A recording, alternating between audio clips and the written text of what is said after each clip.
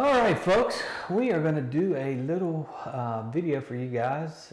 We have been out sweating at the practice fields the last 2 days over Clemson as the first session of Dabo Swinney camp is underway, and thought it'd be good, Gavin, to talk about some of the prospects that are here. Had a lot of guys show up today for the one-day camp, so the number of prospects we were really kind of paying attention to increased a little bit. I guess let's start off with day one of the camp. Who are some of the bigger names you saw out there on Tuesday? Mm-hmm. On Tuesday, a few of the notable ones came at the tight end group. Diego LaMonica, a tight end from Miami, Florida, Gulliver Prep. 2020, he's getting a good look from Clemson. He's competing all 3 days this week in hopes of getting an offer at the end of the week. And his mother went to South Carolina, but so right now many believe that maybe believe the Gamecocks are in great shape. But if Clemson pulls the trigger on an offer, that would certainly give him a lot to think about, and certainly could change his mind there. So he's one that we're going to continue to watch throughout the week. And Nick Elksness is another one that has been working out the first 2 days of the tight end group. He's a 2021 prospect, and he's also from Florida, so he's another one that's looked good out there.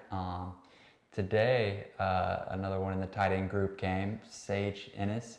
So there's I had Gavin handle all the names.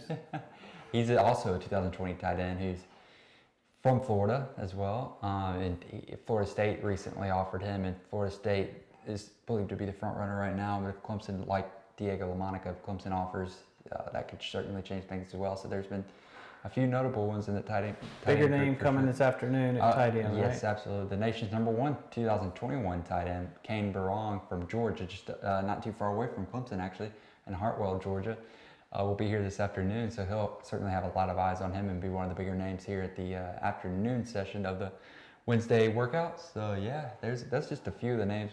We're expecting a couple quarterbacks to show up this afternoon and throw. Drake May from North Carolina. His father played at North Carolina, played football for North Carolina. His older brother Luke May played basketball for the Tar Heels. We're expecting him to throw. Aaron McLaughlin from Georgia as well. He'll be throwing this afternoon as well. So the couple guys we're looking out for at the quarterback Aaron, position. we saw at a combine. We saw him at the combine. A month or two ago. Tall, strong arm, gunslinger type. So it should be interesting to see how those guys look too.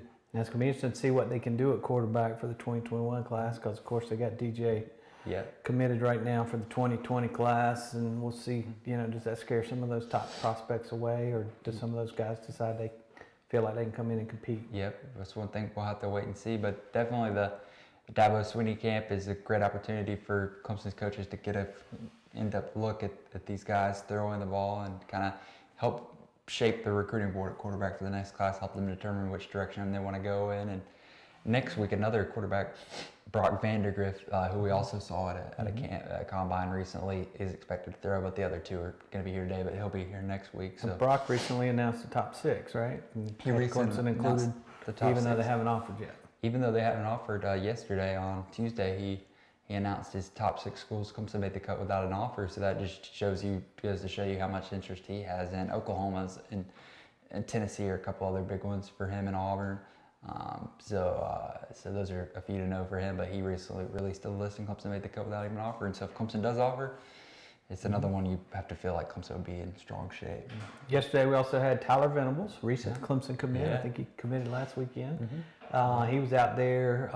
For those that don't know a lot about him, obviously Coach Venables' son plays quarterback. Clemson's recruiting him as a safety. And we've seen him in a couple combines a couple years in a row. Looks like a really good prospect. So I know Clemson's excited to have him on the board. This is not a, hey, your father's coaching here, we're going to offer you. This is a, hey, this kid deserves it, he's good, we're going to offer you a deal. Absolutely. Everything we've seen shows why Clemson offered, shows that he's certainly worthy of a spot in this historic 2020 class. He's definitely got a lot of talent. He's a strong, he's not a real big guy, but he's got a muscular frame, strong build, and very athletic, and he plays quarterback on offense for Daniel. It shows his smarts, and on defense, he's going to be one of those guys who just knows, he's going to know the defense front ways, sideways, backwards, forwards. He's going to be able to just he'll know it, so he's just going to be able to go out there and just play on instincts and just think, because he's not going to be worried about, hey, where do I need to be standing or what do I need to be doing on this play. He's already going to know that.